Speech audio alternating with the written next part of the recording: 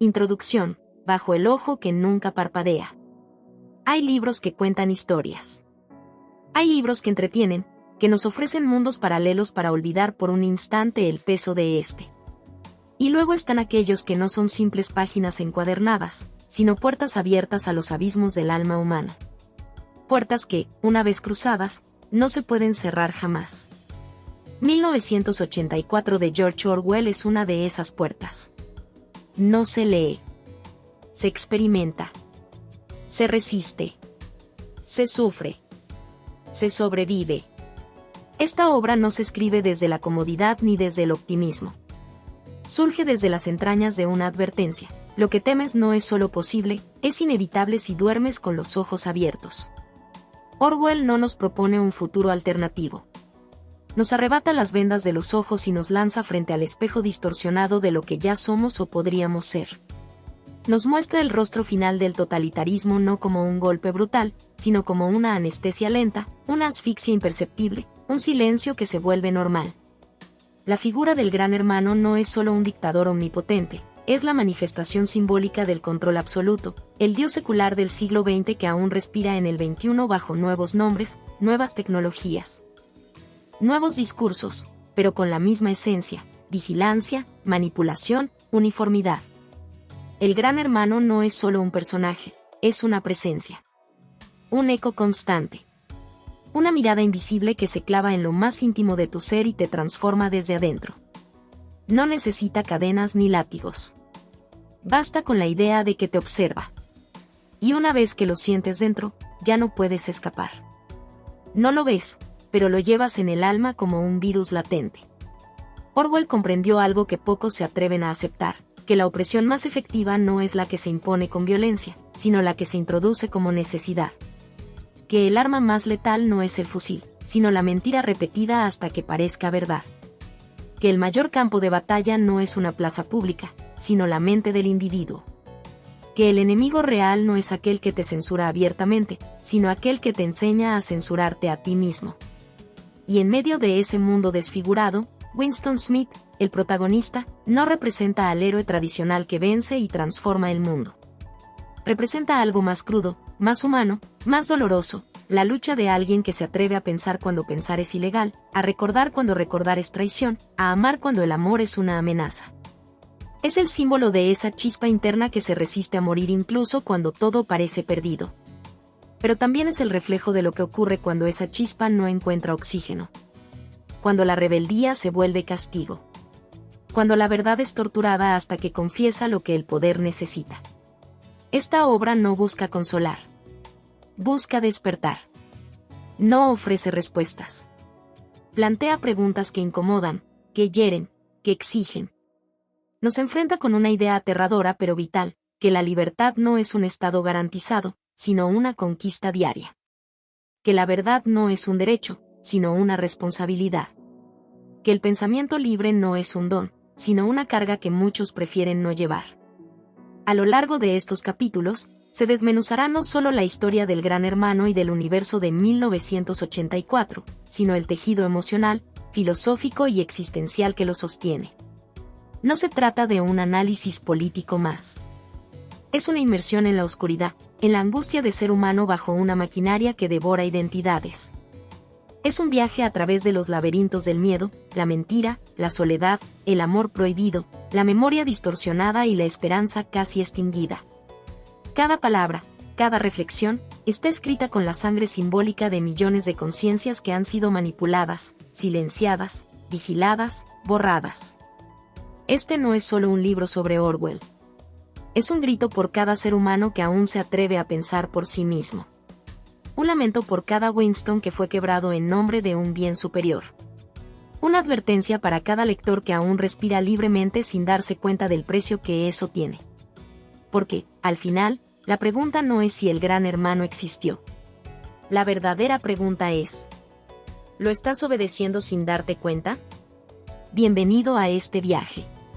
No será cómodo. Pero si logras salir del otro lado, quizás empieces a ver. La era del espectro invisible. Hay un momento en la historia de cada civilización donde ya no se distingue la libertad de la obediencia, donde el silencio no es paz sino complicidad, donde la mentira se disfraza de verdad tan hábilmente que hasta la conciencia se arrodilla. Ese momento no llega de golpe. No cae con el estruendo de las armas ni se anuncia con banderas negras. Ese momento llega con lentitud, envuelto en promesas de seguridad, en la dulce comodidad del conformismo. Y cuando finalmente lo notas, ya no puedes hablar de él. Porque no te pertenece. Porque ya no eres tú. En el corazón de esa oscuridad, George Orwell escribió 1984. Pero 1984 no es un libro, es un espejo. Uno que no refleja tu rostro, sino la forma en que el poder puede torcer tu alma. Uno que no habla de un régimen específico, sino del mecanismo eterno con el que cualquier poder absoluto aplasta al espíritu humano. Orwell no nos legó una novela distópica. Nos entregó un mapa del horror, un manual de advertencias sobre cómo un sistema puede devorarlo todo, el lenguaje, el amor, la memoria, la verdad, la dignidad, y aún así presentarse como orden, como bienestar, como necesidad. El Gran Hermano no es una figura concreta. Es un principio. Es la manifestación más sofisticada de la sumisión voluntaria. Su rostro no es real, pero está en todas partes. Su voz no grita, pero retumba dentro de cada pensamiento. Su poder no está en su fuerza, sino en haber convencido al individuo de que resistirse es absurdo, de que la libertad es un crimen, de que dudar es una enfermedad. Esta introducción no busca adornar un análisis literario. No hay nada hermoso en la mutilación de la mente, en la amputación del alma. Lo que vas a encontrar en los próximos capítulos es una disección profunda del universo que Orwell creó, pero también del mundo que habitamos. Porque el Gran Hermano no es una reliquia de la ficción. Es una posibilidad viva. Y peor aún, es una realidad latente, a veces disfrazada de algoritmo, de propaganda, de vigilancia masiva, de corrección política o de resignación cotidiana. 1984 no habla solo del Estado. Habla de ti. De tus pensamientos más íntimos. De tu capacidad de resistir cuando nadie te escucha. De tu derecho a recordar, a sentir, a amar sin que alguien lo regule. Habla de lo que ocurre cuando cedemos, poco a poco, hasta olvidar quiénes somos. Hasta que nuestras propias ideas nos resultan sospechosas. Hay una violencia en esta obra que no se ve. No es física, no es espectacular. Es lenta, psicológica, devastadora. Es la violencia de reescribir el pasado, de vaciar el lenguaje, de castigar la emoción. Es la violencia de la obediencia convertida en virtud. Y en el centro de esa tormenta está el ser humano, partido en dos, el que desea rebelarse y el que teme hacerlo. Este libro, esta serie de capítulos, esta exploración no es cómoda ni neutral. Es una declaración de guerra contra la indiferencia. Es una invitación a mirar donde nadie quiere mirar, dentro del sistema, dentro de los discursos, dentro de uno mismo. Porque el poder más eficaz no es el que impone, sino el que convence.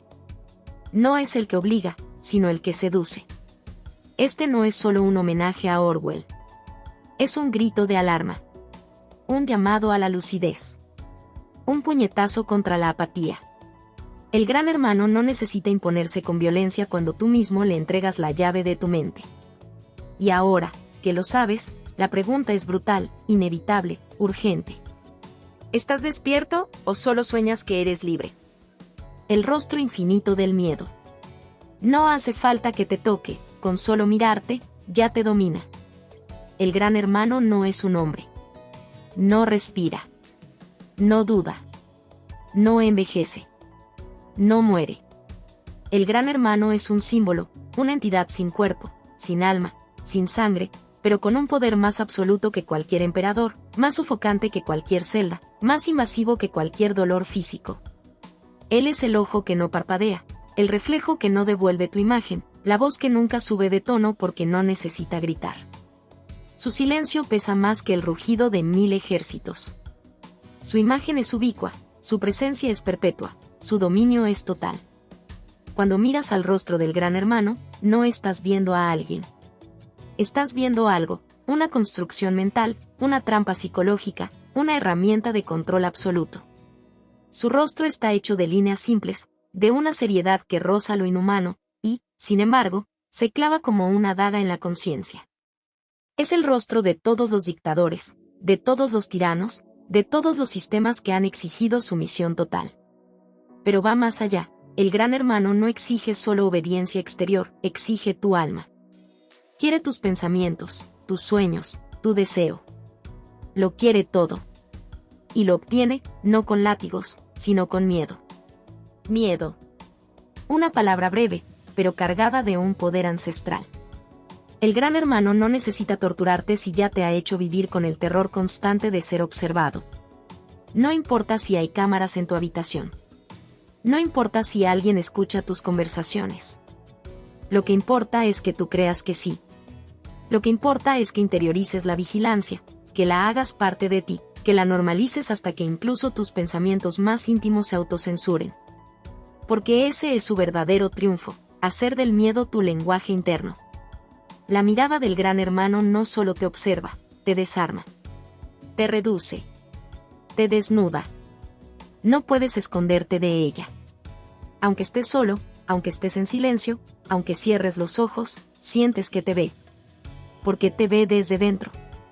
Ha colonizado tu conciencia. Ya no hace falta una celda, tú mismo eres tu prisión. Ya no hace falta un carcelero, tú mismo te vigilas. Su victoria no está en el castigo, sino en el condicionamiento, en la reprogramación de tu identidad. La verdadera pesadilla no es que el Gran Hermano te mate. Es que te transforme en alguien incapaz de querer otra cosa que no sea él. Y, sin embargo, dentro de esta pesadilla despierta, hay una tensión brutal, existencial, desgarradora. Porque aún queda algo en ti que recuerda. Un fragmento mínimo, una chispa silenciada que dice, esto no es vida. Es la parte de ti que se revela en silencio, que quiere amar, crear, decir no en voz alta. Pero esa chispa es peligrosa. Porque si no la apagas tú, la apagará él. No puede permitir que vivas a medias. Si no lo amas completamente, lo odias. Y si lo odias, eres una amenaza.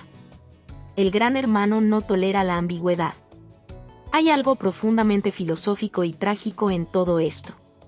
La humanidad ha pasado siglos buscando dioses, guías, respuestas. Y en ese vacío existencial, apareció esta figura oscura, sin misericordia, que lo sustituye todo. No promete salvación, promete estabilidad. No ofrece esperanza, ofrece orden. No pide fe, exige sumisión. Y esa sustitución, de lo divino por lo absoluto, de lo humano por lo funcional, es el verdadero crimen. Es la traición final a la libertad interior del ser humano. Vivimos bajo un espejo roto, y cada pedazo refleja su rostro. Y, sin embargo, en ese terror infinito, hay una puerta apenas entreabierta. Porque incluso el miedo más absoluto revela que aún hay algo dentro que lucha por sobrevivir. Algo que no ha sido totalmente destruido. Algo que recuerda lo que era amar sin permiso, reír sin censura, existir sin condiciones. Ese algo, aunque aplastado, aún respira. El Gran Hermano puede verte siempre, pero no puede impedir, al menos no del todo, que, por una fracción de segundo, en la penumbra de tu alma, recuerdes quién eras antes de él. Y ese recuerdo puede ser el comienzo de la revolución.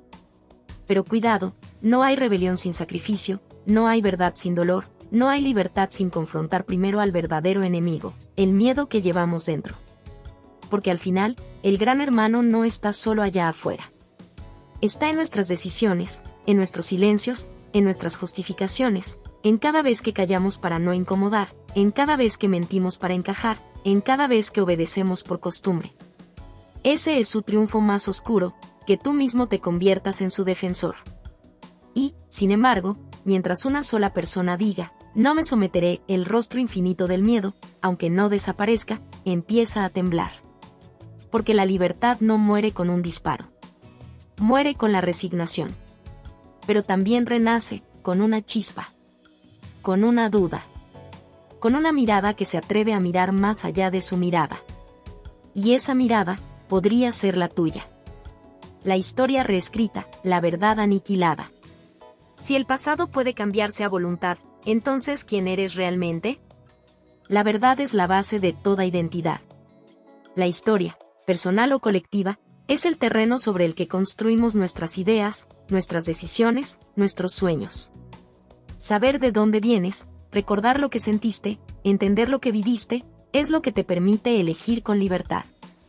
Pero cuando esa base se descompone, cuando el pasado se vuelve una arcilla moldeable en manos de un poder superior, entonces ya no hay certezas, ni raíces, ni dirección. Solo queda la obediencia ciega y una vida hueca. El Gran Hermano entendió una verdad brutal que muchos no quisieron mirar de frente. Quien controla el pasado, controla el presente. Y quien controla el presente, controla el futuro. Esta frase, tan repetida, tan aparentemente teórica, es en realidad una condena existencial. Porque si el pasado puede ser manipulado, editado, destruido o fabricado, entonces tú también puedes serlo. No hay diferencia.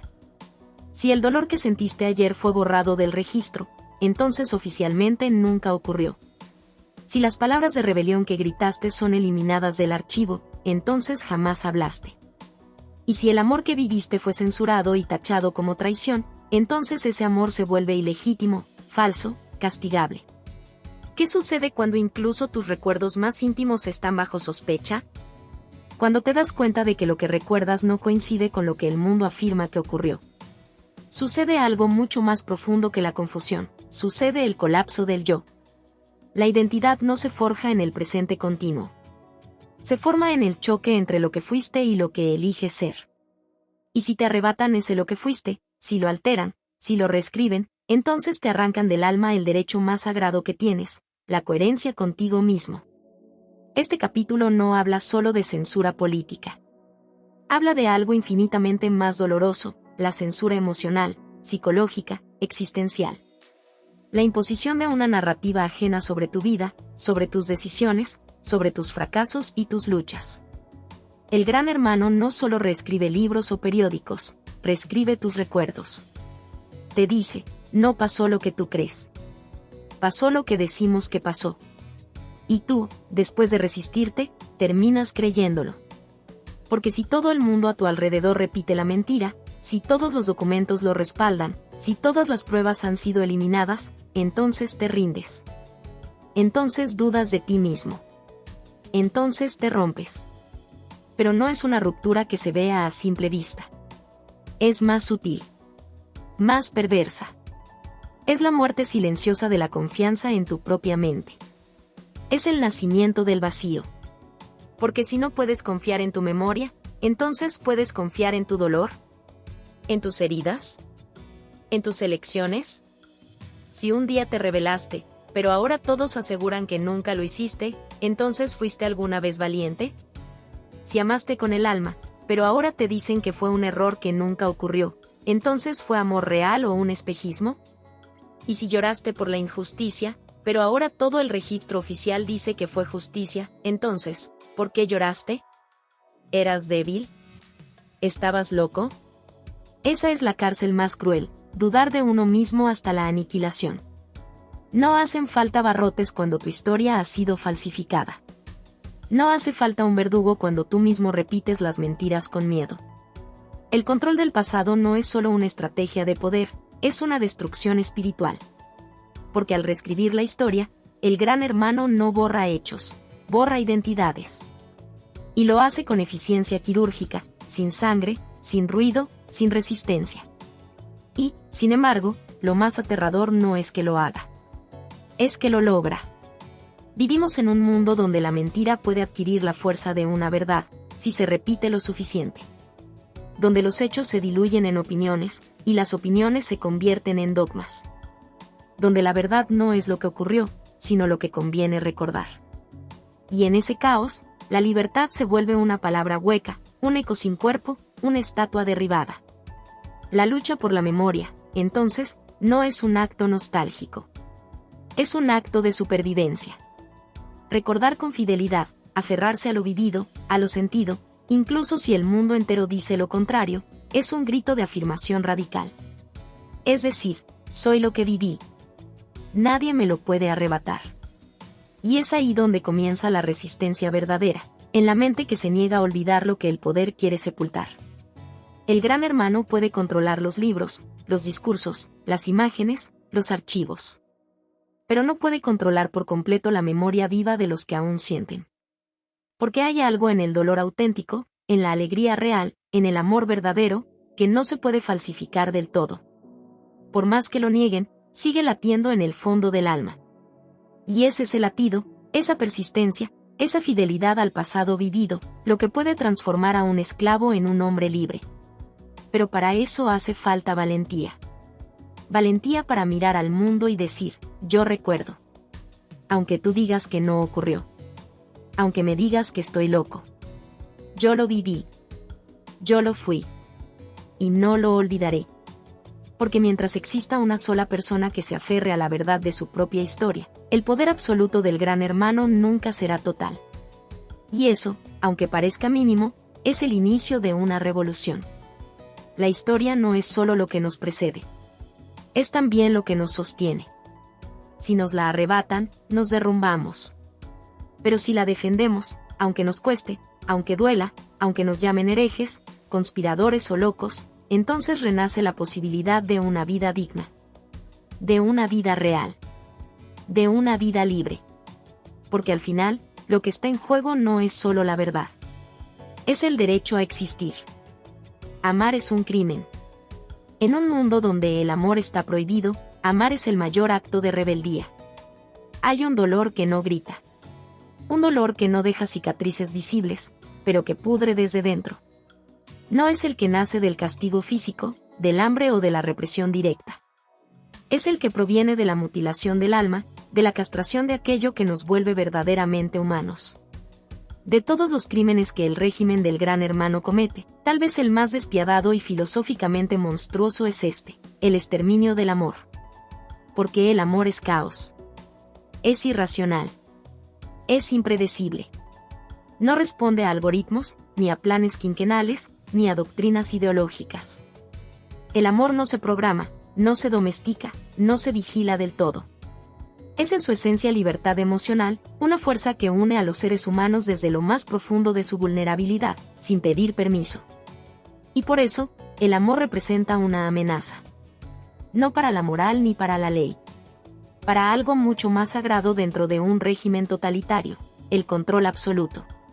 Amar a alguien, no solo en el sentido romántico o sexual, sino en el sentido más amplio y existencial, es crear una lealtad más poderosa que la que se le debe al Estado. Es decir, antes que obedecerte a ti, antes que repetir tus eslogans, antes que fusionarme con tu masa sin rostro, yo elijo a otro ser humano. Yo me entrego, me expongo, me fundo con alguien más, y lo coloco por encima de ti. Eso, para el Gran Hermano, es intolerable. En Oceanía, el amor no es solo subversivo. Es criminal. Amar es un acto herético. Significa afirmar el valor único de un individuo por sobre la voluntad del partido. Significa decir, tú eres irreemplazable. Tú existes en mi alma. Y eso es dinamita ideológica. Porque para que el sistema funcione, el individuo debe disolverse. Debe convertirse en una extensión obediente de la maquinaria colectiva. No debe amar. Debe vigilar, denunciar, repetir, obedecer, pero jamás amar. Por eso los vínculos íntimos están regulados, prostituidos, vigilados. Por eso el sexo se transforma en deber político, en reproducción para el Estado. Por eso se fomenta la traición entre padres e hijos, entre esposos, entre amigos. Porque el amor genuino, ese que sobrevive al miedo, que resiste el silencio, que se aferra incluso cuando todo está perdido, es más revolucionario que 1000 discursos de resistencia. Y no es una metáfora. Es literal. Amar es un crimen tipificado. Es motivo de vigilancia. Es razón para desaparecerte. En un mundo donde se exige que ames solo al partido, cualquier otra forma de amor es una infidelidad. Entonces surge la pregunta, ¿puede el amor sobrevivir en un ambiente así? ¿Puede algo tan frágil, tan humano, nacer en medio del veneno, entre pantallas que te espían y consignas que te asfixian? La respuesta es sí. Pero es un sí agónico, sangrante, lleno de cicatrices. El amor, en ese mundo, ya no es celebración, ni gozo pleno. Es un acto de desesperación lúcida. Es amar sabiendo que lo que haces te puede matar. Es besar con la certeza de que ese beso puede ser la última palabra libre que pronuncies. Es abrazar en un cuarto oscuro, en silencio, sin futuro, sabiendo que ese instante, ese solo instante, es más real que todo el aparato del poder. En medio de ese infierno, amar es gritar, sigo siendo humano. Es una afirmación feroz de que aún no te han vencido del todo. Que aún te duele. Que aún sueñas. Que aún eres capaz de mirar a otro ser humano y verlo como alguien más que un engranaje. Amar, allí, no es solo ternura. Es lucha interna. Es fuego en los huesos. Es existir por encima de la máquina. Y claro, el régimen sabe esto. Lo teme. Y por eso aplasta el amor de raíz. No con la violencia física inmediata, sino con la descomposición espiritual, te enseñan a traicionar. Te adiestran para delatar. Te convencen de que el dolor es más fácil que la lealtad. Y así, lenta y sistemáticamente, te rompen. Eso es lo que le hacen a Winston y Julia. No los matan enseguida. No. Primero los hacen amarse. Luego los atrapan. Luego los separan. Luego los torturan, y finalmente, los obligan a traicionarse mutuamente. A decirle al enemigo más íntimo, hazle daño a ella, no a mí. Llévalo a él, no a mí. Y con esa traición, el amor muere. No por falta de deseo, sino por el colapso de la confianza. Es un crimen tan devastador que sobrevive incluso a la liberación física. Porque el cuerpo puede ser libre, pero el alma, una vez que ha negado lo que más amaba, ya no regresa. Y, sin embargo, aún sabiendo todo eso, muchos eligen amar. A escondidas. Con miedo. Con rabia. Con lágrimas. Porque no hacerlo es aceptar la muerte en vida. Porque, aunque te puedan quebrar, aunque puedan borrarte, aunque puedan convertirte en un número vacío, hay algo que jamás podrán controlar completamente, tu capacidad de entregar el alma. Ese es el dilema, amar sabiendo que puedes ser destruido por ello. O no amar, y ya estar muerto. Por eso amar es el crimen más sagrado. Porque amar es afirmar que la vida vale, aunque esté condenada. Que el otro importa, aunque el mundo lo niegue. Que tú importas, aunque el Estado diga que no. Y si en algún rincón de la conciencia aún queda ese fuego, entonces aún hay esperanza. No una esperanza ingenua, ni optimista, ni luminosa. No una esperanza oscura, sucia, desgarrada. Pero real. La esperanza de que mientras alguien sea capaz de amar, alguien puede seguir diciendo, soy libre, aunque me encadenes. Soy humano, aunque me reduzcas. Soy yo, aunque intentes borrarme. Ese es el acto final de rebeldía. Amar. Aunque esté prohibido. Aunque duela. Aunque te cueste el alma. Amar. Porque eso sí que es vivir. El lenguaje como cárcel. Cuando las palabras desaparecen, el alma grita en silencio. Hay algo más cruel que el grito de la tortura, más devastador que la celda o la vigilancia constante. Es una prisión que no ves, que no puedes tocar, pero que se incrusta en tu cerebro como un virus que corrompe desde adentro. Una prisión que no se impone por la fuerza física, sino por la amputación del alma, la prisión del lenguaje. Porque cuando se elimina una palabra, no solo desaparece un sonido, desaparece una idea. Desaparece una emoción. Desaparece un matiz del pensamiento humano. Cuando se arranca una palabra del diccionario, lo que se está destruyendo es una parte de la conciencia colectiva. Y eso es lo que hace la neolengua. No modifica el idioma para hacerlo más simple o más eficiente. Lo reduce. Lo castra. Lo vacía. Lo convierte en una herramienta de sometimiento. La neolengua no nace para comunicar. Nace para controlar. Su misión no es enriquecer el pensamiento, sino aniquilarlo. Para que nadie pueda pensar libremente, primero hay que cortar las alas del lenguaje. Porque si no puedes nombrarlo, no puedes pensarlo. Y si no puedes pensarlo, no puedes imaginarlo. Y si no puedes imaginarlo, entonces nunca podrás luchar por ello. En la neolengua no existen conceptos como libertad, justicia, revolución o incluso amor tal como los conocemos. Existen palabras truncadas, simplificadas, desinfectadas. Crimental, doble pensar, bueno, más bueno, doblemente bueno. No hay belleza, ni contradicción, ni poesía. Solo estructuras rígidas, gramaticalmente correctas, emocionalmente vacías. Esta mutilación no es una simple reforma lingüística. Es un ataque directo al alma humana. Porque somos lo que pensamos. Y pensamos con palabras. Nuestra identidad, nuestras ideas, nuestras emociones más íntimas, todo lo que sentimos y creemos, toma forma a través del lenguaje. Sin él, solo queda una niebla mental, un ruido interno que no puede articularse. Una angustia muda que grita en lo profundo, sin ser oída ni siquiera por uno mismo. Imagínalo. Querer expresar una idea compleja, una emoción desgarradora, una contradicción interna y no tener palabras. Sentir rabia, pero no poder decir injusticia. Sentir deseo, pero no tener la palabra pasión. Sentir asfixia, pero no conocer el concepto de libertad. ¿Cómo rebelarte contra lo que te oprime, si no puedes nombrarlo? ¿Cómo amar de verdad, si el amor ha sido reducido a una fórmula política?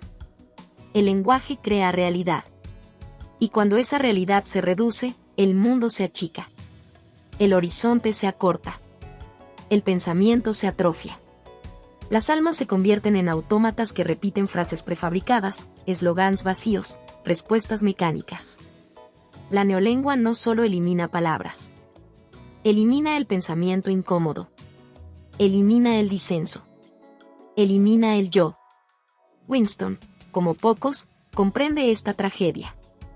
En su trabajo en el Ministerio de la Verdad, reescribiendo la historia, ajustando el pasado, adaptando la realidad a los caprichos del partido. Es testigo directo de cómo el lenguaje se convierte en un instrumento de manipulación profunda. Y no puede evitar sentirse roto.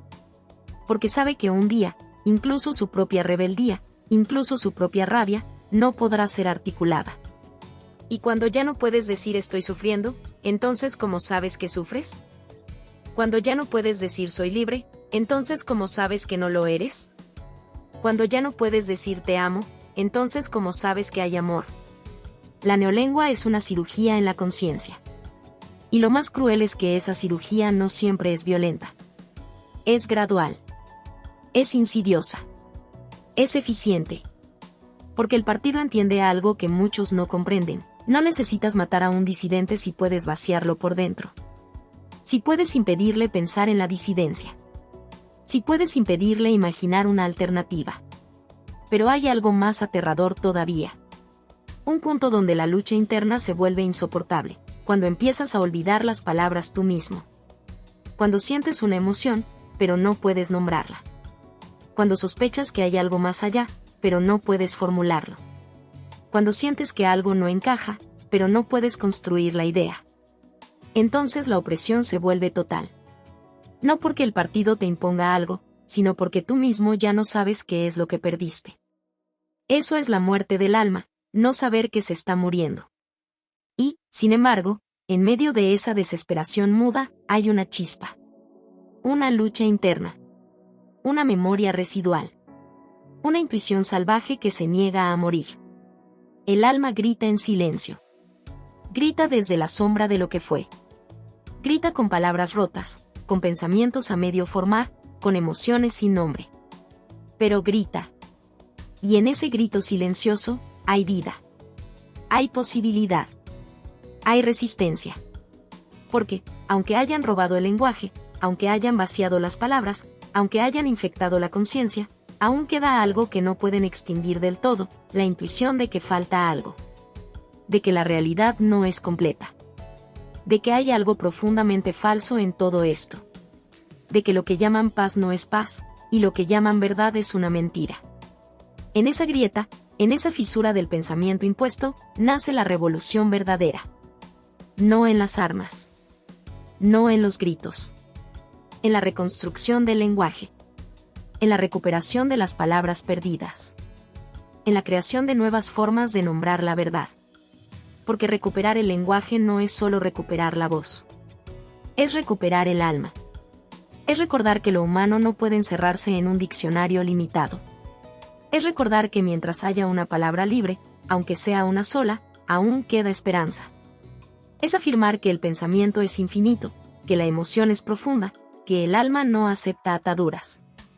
Y es gritar, aún sin palabras, que el ser humano no fue creado para obedecer, sino para comprender, amar, imaginar, crear y romper todas las jaulas.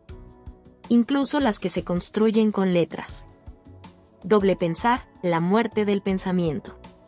Pensar libremente es traición. No pensar es obediencia perfecta. El pensamiento, ese acto que alguna vez fue sinónimo de libertad, de identidad, de rebelión íntima, ha sido secuestrado, invertido, pervertido. Ya no es una herramienta de comprensión, de búsqueda, de expansión del alma. Ahora es un campo de batalla interno donde la lógica muere a manos del dogma, donde la verdad y la mentira se funden hasta volverse indistinguibles, y donde la conciencia ya no es guía, sino trampa. En este infierno mental, reina una forma de esclavitud más destructiva que cualquier cadena física, el doble pensar. Doble pensar no es solo aceptar contradicciones.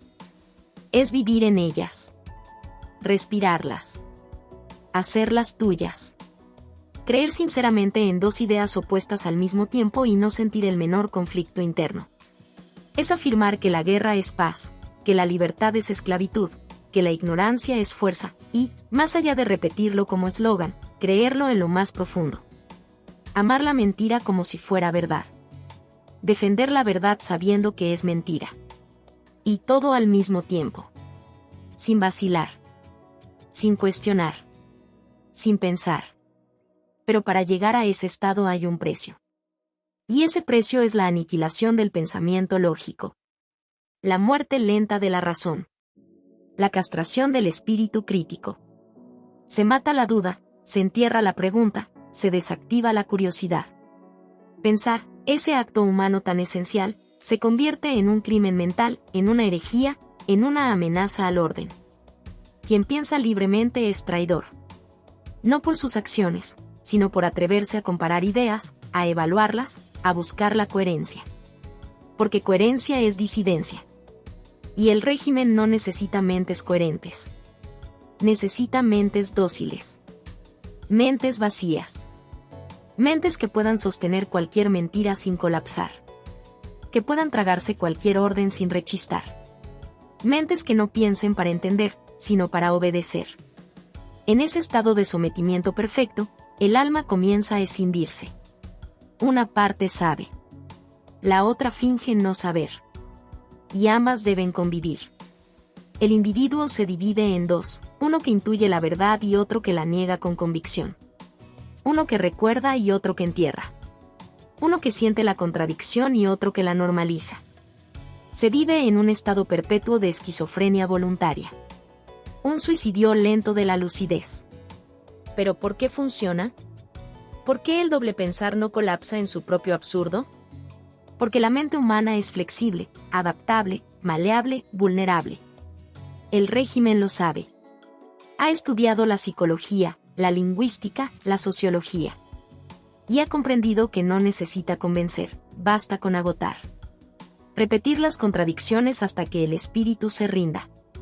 Hasta que las preguntas se vuelvan un eco lejano. Hasta que el esfuerzo de pensar duela más que la comodidad de aceptar. Entonces el doble pensar florece. Como una infección que se vuelve parte del cuerpo. Como una locura que ya no duele, porque se volvió normalidad.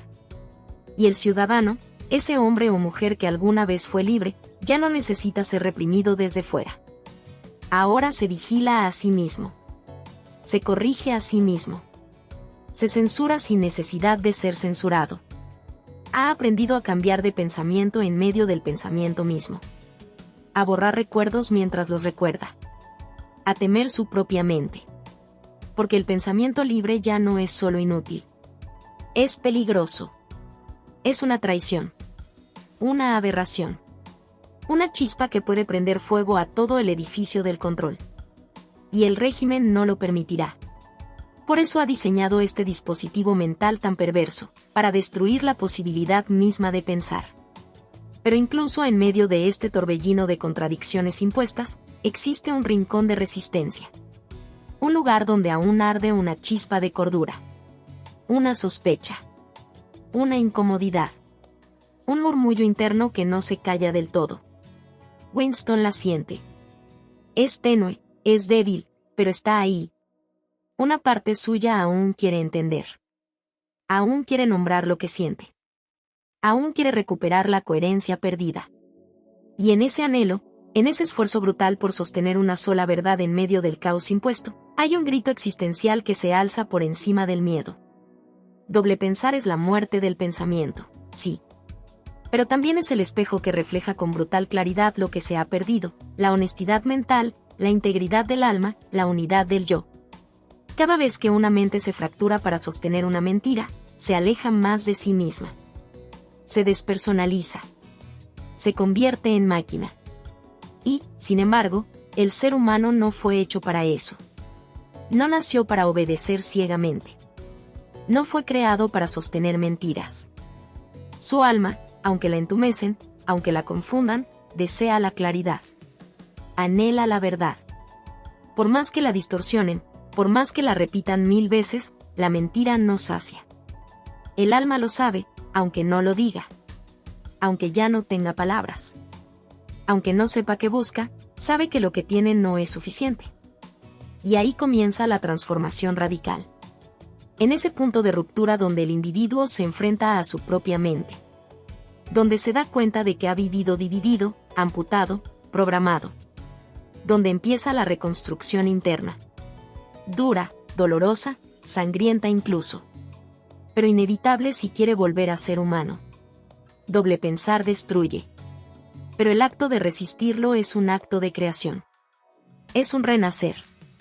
Es un salto al vacío que exige coraje, lucidez y una dosis de locura sagrada, la locura de quien se atreve a pensar diferente en un mundo que castiga el pensamiento.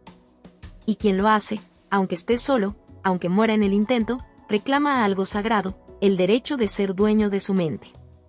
Porque pensar libremente puede ser traición. Pero no pensar es renunciar a vivir. La rebelión silenciosa de Winston. Puede que me destruyan, pero no me convertirán en uno de ellos. En una sociedad diseñada para matar el alma antes que el cuerpo, la rebelión más peligrosa no es el alzamiento armado, ni la revuelta multitudinaria, ni siquiera la palabra escrita en voz alta. No. La rebelión más temida es la que nace en lo profundo de la conciencia, en el refugio último del yo, donde el pensamiento aún respira, aunque asfixiado. Es la rebelión silenciosa, casi invisible, de un hombre que se atreve a pensar diferente. A recordar. A sentir. A no rendirse del todo. Ese hombre es Winston. Winston no es un héroe en el sentido clásico. No tiene armas, no lidera movimientos, no busca gloria. Su lucha es interna, devastadora, casi suicida. Su campo de batalla es su propia mente, y su enemigo es el sistema que ha aprendido a penetrarla, a retorcerla, a vaciarla. El partido no necesita matar cuerpos. Necesita deshacer almas. Y, sin embargo, en medio de ese infierno mental, Winston se convierte en el símbolo vivo de una verdad insoportable para el régimen: el espíritu humano no puede ser completamente domesticado. La rebelión de Winston comienza con una mirada. Una duda. Una incomodidad persistente que no logra apagar. Una sospecha de que algo no encaja, de que la realidad impuesta no es toda la verdad. No es un acto estridente. Es un temblor. Un eco. Pero ese eco lo empuja a escribir en un diario. A dejar constancia de su pensamiento. A declararse enemigo del partido, aunque nadie lo lea. Aunque sea una condena segura. Escribir es, en este mundo, un acto de guerra. Y más aún, recordar es un crimen. Porque la memoria es enemiga del poder absoluto. El pasado ha sido secuestrado. Las verdades han sido reescritas. Pero Winston se aferra a fragmentos, a retazos de una vida que no encaja con la narrativa oficial. Y en ese acto, el de recordar lo que se supone debe olvidar, hay una afirmación furiosa de su humanidad. Mientras otros se hunden en el doble pensar, él se obsesiona con la coherencia, con la búsqueda desesperada de algo real, de algo que no pueda ser desmentido. Luego, en medio de la opresión asfixiante, descubre el amor. No el amor domesticado que permite el partido, sino un amor carnal, subversivo, profundamente humano. Amar a Julia no es solo un placer. Es una ofensa al poder. Un desafío. Un milagro. Porque amar en un mundo que ha sido diseñado para evitar cualquier vínculo profundo es, en sí mismo, una revolución. En el abrazo clandestino, en los susurros compartidos, en los encuentros furtivos, Winston recupera algo que creía perdido, la certeza de que aún puede sentir. De que aún está vivo. Pero sabe, en lo más profundo, que todo eso es temporal. Que está condenado. Que tarde o temprano lo atraparán. Que nadie escapa al gran hermano. Y, sin embargo, no retrocede. Su rebelión no depende de la esperanza del triunfo, sino de la integridad de su decisión. No lucha para vencer. Lucha para no convertirse en lo que odia. Y eso, en un mundo donde la única forma de sobrevivir es rendirse, es un acto de coraje radical. El verdadero drama no está en su arresto, ni en la tortura física. Está en la invasión mental. En la sistemática destrucción de su conciencia. En el intento de arrancarle sus ideas, su identidad, su voluntad. El ministerio del amor no quiere su cadáver. Quiere su sumisión. Quiere que traicione su verdad más íntima. Que diga que 2 más 2 son 5. Que reniegue de Julia. Que ame al gran hermano. Y, sin embargo, Winston resiste. Hasta el último rincón de su alma, lucha. Con miedo, con dolor, con lágrimas, pero lucha. Porque sabe que perder el cuerpo no es lo mismo que perder el yo. Y mientras su mente siga cuestionando, aunque sea en silencio, aunque sea en sueños, el régimen no lo ha vencido del todo. En la celda, entre la oscuridad y los gritos, Winston se agarra a su última verdad: puede que me destruyan, pero no me convertirán en uno de ellos. Esa frase, silenciosa, apenas un pensamiento, lo sostiene. Es su escudo. Su trinchera. Su libertad final. En un universo que niega la verdad, creer en una sola cosa con todo el corazón es un acto de redención. Y aunque finalmente es quebrado, aunque al final grite que ama al gran hermano, su derrota no es total. Porque hubo un instante, largo, puro, irrompible, en el que Winston fue libre. Libre en su mente. Libre en su deseo. Libre en su elección de amar. Y ese instante no puede ser borrado. Está inscrito en la historia no contada, en los mártires invisibles, en los héroes sin estatuas. Winston, en su rebelión silenciosa, nos recuerda algo feroz y urgente, que la libertad verdadera no siempre se grita. A veces, se piensa. Se siente.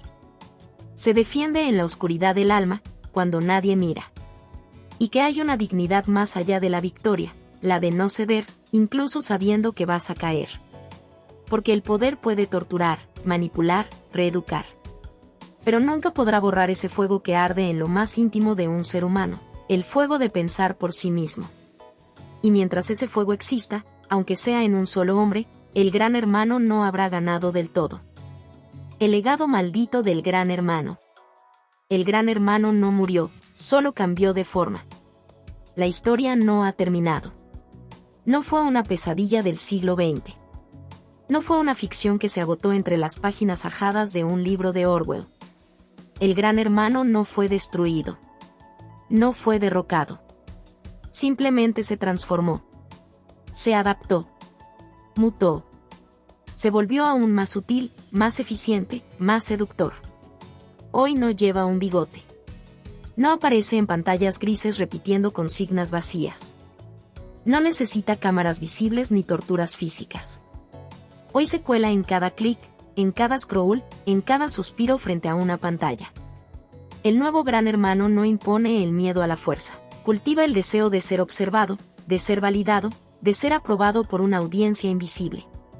Nos entrenó para vigilar y ser vigilados. Para mostrar nuestras vidas mientras nos roban el alma en silencio. Vivimos creyendo que somos libres, porque podemos elegir entre miles de productos, aplicaciones, entretenimientos. ¿Pero libres de qué? ¿Libres para pensar, cuestionar, disentir? ¿O solo para consumir, para repetir, para adaptarnos? la tiranía del siglo XXI no se impone a golpes. Se infiltra. Se disfraza de libertad. Ya no nos grita qué pensar. Nos empuja a no pensar en absoluto. El Gran Hermano aprendió de sus errores. Abandonó el totalitarismo frontal y abrazó la persuasión emocional, la manipulación algorítmica, la distorsión informativa. Ahora se oculta detrás de influencers, tras discursos de tolerancia, dentro de titulares que venden certezas en píldoras de 280 caracteres. Nos convenció de que el pensamiento crítico es conspiración, de que el silencio es madurez, de que el conformismo es cordura. Nos enseñó a burlarnos de los que cuestionan, a temer ser diferentes, a odiar en nombre de la inclusión. Hoy vivimos en la era de la sobreinformación y, sin embargo, estamos más desinformados que nunca. Creemos estar conectados, pero cada uno habita una burbuja creada a medida, un microuniverso ideológico reforzado por likes, por algoritmos, por verdades diseñadas para no incomodar. Se ha creado un espejismo perfecto, todos creen tener la razón, todos sienten que el mundo gira según su visión, y en medio de esa ilusión, nadie piensa con profundidad, nadie escucha al otro, nadie busca la verdad. Orwell no escribió una profecía. Escribió una advertencia. Un grito desesperado en medio de un siglo que ya caminaba hacia la homogeneización del pensamiento.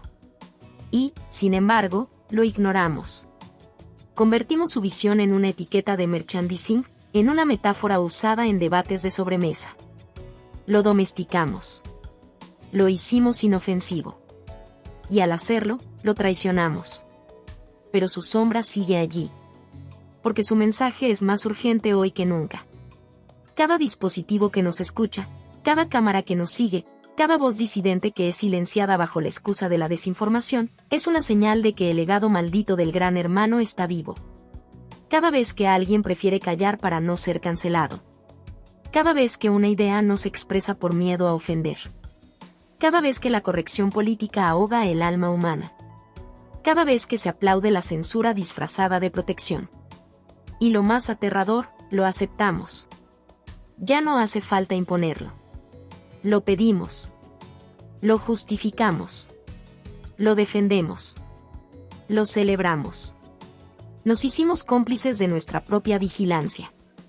Nos entregamos con sonrisas, a cambio de comodidad, de entretenimiento, de pertenencia. Pero aún hay tiempo. Aún queda un resquicio. Una grieta. Una oportunidad. Este capítulo no es solo un cierre. Es una invocación. Una advertencia. Una llamada brutal a despertar. Porque si no reconocemos las formas nuevas del poder, si no aprendemos a ver la prisión, aunque no tenga barrotes, si no nos atrevemos a pensar con radical honestidad, el futuro que temíamos ya no será futuro. Será nuestro presente eterno. Revélate. No con violencia. No con odio. Sino con pensamiento. Con conciencia. Con verdad. Con esa llama que, aunque pequeña, puede arder en la oscuridad más densa. Aférrate a tu libertad interna. A tu capacidad de dudar, de amar, de recordar, de imaginar. Eso es lo que el Gran Hermano más teme, que pienses por ti mismo. Porque la vigilancia puede observarte, pero no puede poseer tu alma. Si tú no se la entregas.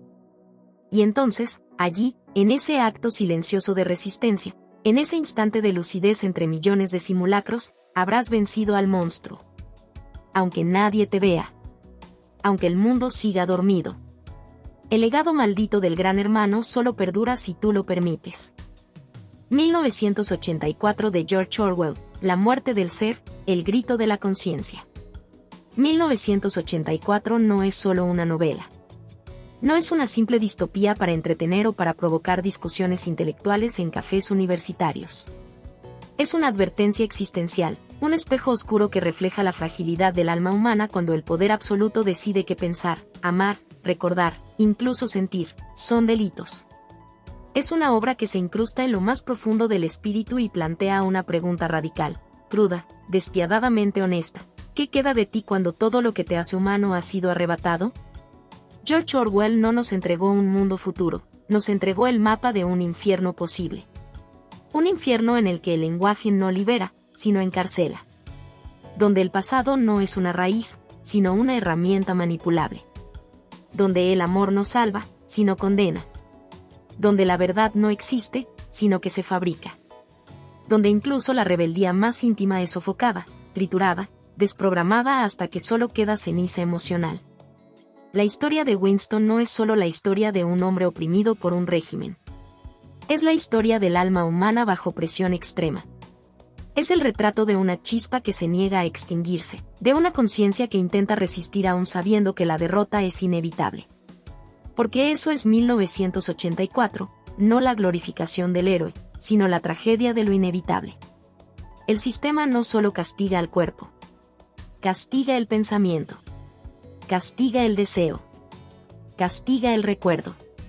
El objetivo no es que obedezcas, es que creas que lo amas. Y aquí se despliega la profundidad más devastadora del relato, la transformación forzada del ser humano en algo vacío, funcional, estéril. El amor que Winston y Julia sienten no puede florecer. Porque en el mundo del Gran Hermano, el amor no es una virtud, es una amenaza. Amar a otro es desviarse del dogma, crear una lealtad que no sea hacia el partido. Así que el amor debe ser destruido. No solo prohibido. No solo castigado. Erradicado desde dentro. Y cuando el amor muere, cuando la palabra es amputada, cuando la memoria es distorsionada, lo que muere es el yo. En esta novela no se mata con balas. Se mata con silencio. Con vigilancia. Con el olvido inducido. Se mata dejando que el sujeto dude tanto de sí mismo, que finalmente se rinda y diga, estoy equivocado. El partido tiene razón. Siempre la tuvo. Y en esa confesión, se produce la muerte más trágica, la muerte del pensamiento independiente. Es peor que la muerte física. Es la aniquilación de lo que te hace ser tú. Orwell nos recuerda que no basta con respirar, con trabajar, con vivir. Porque eso no es vida. Eso es existencia biológica bajo control. La verdadera vida requiere libertad interior, capacidad de cuestionar, de imaginar, de recordar, de amar sin condiciones impuestas. 1984 es un grito contra toda forma de absolutismo que quiere apropiarse de tu mente. No importa si se disfraza de ideología política, de dogma religioso, de marketing, de entretenimiento, de ciencia manipulada o de supuesta corrección moral. Si limita tu capacidad de pensar, de sentir, de decir no estoy de acuerdo, entonces es una semilla del Gran Hermano. Y lo más aterrador de esta reflexión es que Orwell entendió que el poder absoluto no necesita que todos crean. Solo necesita que nadie se atreva a dudar. Que todos finjan. Que todos callen. Que todos asientan sin convicción. Porque la sumisión fingida termina siendo una sumisión real cuando se repite el tiempo suficiente. El dogma se incrusta. La disidencia se disuelve. El miedo se convierte en hábito. Pero ahí es donde la novela se convierte también en una oportunidad filosófica. En su oscuridad total, hay una verdad incandescente. La chispa de la conciencia no puede ser erradicada tan fácilmente. Aunque el sistema lo intente, aunque te rompan, aunque te reeduquen, hay un momento, un segundo, un respiro, en que aún puedes pensar, recordar, sentir. Esa pequeña grieta en la muralla es el espacio de la redención. Winston fue derrotado. Sí. Pero su deseo de amar, su lucha por recordar, su capacidad de escribir en un diario prohibido, son actos de afirmación humana. Actos que, aunque no cambian el mundo externo, mantienen viva la verdad de que aún hay un mundo interior que no puede ser colonizado por completo. Y aquí la reflexión se vuelve urgente. Porque 1984 no terminó con la última página. Sigue escribiéndose en cada gobierno que censura, en cada red social que moldea opiniones, en cada medio que selecciona verdades a conveniencia, en cada ciudadano que prefiere callar antes que incomodar. Sigue vivo en cada algoritmo que decide lo que debes ver. En cada miedo a hablar. En cada sonrisa fingida que oculta una rabia domesticada. Entonces, ¿qué hacemos? Resistimos. Pensamos. Leemos. Escribimos. Amamos. Dudamos. Cuestionamos. Nos volvemos guardianes de nuestra conciencia. Nos negamos a aceptar que el lenguaje sea reducido, que la memoria sea editada, que la emoción sea criminalizada, que la libertad sea un lujo. Nos volvemos una trinchera contra el olvido, contra la indiferencia, contra el confort adormecedor. Porque mientras existan personas que se atrevan a decir esto no está bien, mientras exista una chispa que diga yo no seré como ellos, mientras haya un grito silencioso en medio del control, entonces, la humanidad no ha sido vencida. 1984 es una advertencia, sí. Pero también es una oportunidad de despertar. Y si despiertas, si resistes, si te mantienes fiel a tu verdad interior, entonces Orwell no escribió en vano. Entonces el gran hermano no ha ganado. Entonces el alma humana aún tiene esperanza. La oscura revelación de 1984. 1984 de George Orwell es mucho más que una novela. Es un espejo deformante que, en su grotesca exageración, revela la médula ósea de nuestras sociedades modernas. Es un manifiesto sombrío que no nos advierte sobre un futuro improbable, sino que nos grita sobre un presente latente, casi imperceptible, pero brutalmente real. Orwell no escribió ciencia ficción, escribió un evangelio distópico. Una Biblia al revés. Un texto sagrado de la desesperanza que solo los que han sentido el vértigo de ser observados, manipulados, silenciados, pueden entender. ¿Qué es 1984 sino la autopsia de la conciencia? ¿Qué es sino la historia de cómo un ser humano es despojado, capa por capa, de todo lo que le pertenece, sus palabras, su historia, su amor, su identidad, su voluntad? Winston Smith no es un personaje. Es el símbolo del alma aplastada. Es el retrato de lo que ocurre cuando el miedo se vuelve estructura, cuando la vigilancia se normaliza, cuando la verdad deja de existir porque ya no hay nadie que pueda sostenerla. En 1984, la lucha no es entre dos bandos. Es entre el individuo y su propia mente domesticada. Entre el pensamiento y la anulación. Entre la memoria y la propaganda. Entre el amor y la vigilancia. Es la guerra invisible que ocurre cuando te conviertes en tu propio carcelero. Porque el control no se impone desde afuera. Se instala adentro. En tu lenguaje, en tus dudas, en tu incapacidad para distinguir entre lo que sabes y lo que te han dicho. Orwell comprendió lo más perverso de la opresión, que su éxito no es cuando logran que obedezcas, sino cuando logran que ya no sepas que estabas luchando. El gran hermano no necesita armas. Tiene pantallas. Tiene palabras vaciadas de significado. Tiene cámaras. Tiene el miedo convertido en rutina. Tiene la neolengua que convierte la libertad en esclavitud, la ignorancia en fuerza, la guerra en paz. Tiene el doble pensar, ese virus mental que hace que ames a tu verdugo mientras niegas que fuiste torturado. ¿Y acaso eso no ocurre hoy, bajo otras formas, otros nombres, otras banderas? Vivimos en una era donde la verdad es líquida, moldeable, rentable. Donde cada día se reescribe la historia según la conveniencia del momento.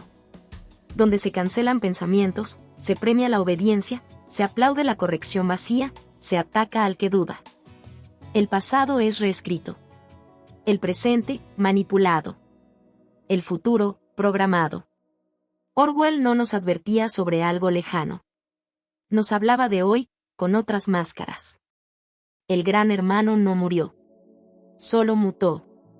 ¿Y qué ocurre con el amor, ese acto radical de conexión genuina entre almas? En 1984, amar es ilegal. Porque amar es elegir. Es construir un lazo que no pertenece al partido. Es ver en el otro un espejo verdadero. Y eso es peligroso. Eso rompe el monopolio del poder. Por eso deben destruirlo. No solo prohibirlo. Deben enseñarte a traicionar al ser amado, a delatarlo, a romperlo desde dentro. Y lo logran. Porque la traición última no es la que se hace con palabras. Es la que se hace con la mente, con el alma. Cuando ya no puedes volver a mirar al otro con la misma ternura. Cuando el amor se vuelve recuerdo contaminado. Y esa muerte es más cruel que cualquier ejecución. En 1984, el lenguaje no comunica. Encierra. No libera. Encadena. Es una lengua diseñada no para pensar, sino para evitar que pienses. Y en ese universo asfixiante, ¿qué queda del ser humano? Nada. Solo un cascarón funcional. Solo obediencia. Solo ojos que miran sin ver, bocas que repiten sin entender, manos que aplauden sin emoción. Pero hay una grieta. Una grieta minúscula pero infinita. Una grieta que es Winston escribiendo en un diario secreto. Julia sonriendo en una habitación alquilada. Una canción antigua que sobrevive en la mente de un anciano. Un recuerdo vago de haber sido libre alguna vez. Esa grieta es el alma que se niega a ser programada. Es la rebelión más poderosa, pensar por uno mismo. Aunque sea en secreto. Aunque no cambie nada. Aunque duela. Aunque te destruya. Porque pensar sigue siendo un acto revolucionario. Recordar sigue siendo una forma de resistencia. Amar sigue siendo un crimen necesario. Sentir sigue siendo un arma en un mundo anestesiado. 1984 no tiene final feliz. Pero en su tragedia, hay una lección luminosa. El alma humana no es invencible, pero es indomable. Y mientras haya alguien que se atreva a recordar, a escribir, a pensar diferente, a amar sin permiso, entonces no todo está perdido. Y tú, lector, que aún puedes nombrar las cosas con tus propias palabras, que aún puedes desconfiar, que aún puedes amar sin supervisión, que aún puedes escribir sin censura. ¿Qué estás haciendo con esa libertad que Winston jamás tuvo? ¿La usas para algo? ¿O simplemente repites, te adaptas, te callas y sonríes frente a la pantalla? Esa es la verdadera pregunta que Orwell nos lanza desde su tumba. No si el gran hermano vendrá, sino si ya está aquí y tú aún no lo has notado. Hola a todos. Si te ha gustado esta historia, déjame un comentario y cuéntame qué parte te atrapó más o qué emociones despertó en ti. No olvides suscribirte al canal, activar la campanita y darle me gusta. Tu apoyo nos ayuda a seguir creando contenido emocionante y lleno de emociones. ¿Qué otros temas de historias te gustarían ver en el canal? Tus ideas podrían inspirar nuestra próxima trama con giros inesperados. Gracias por acompañarnos, nos vemos en el próximo video.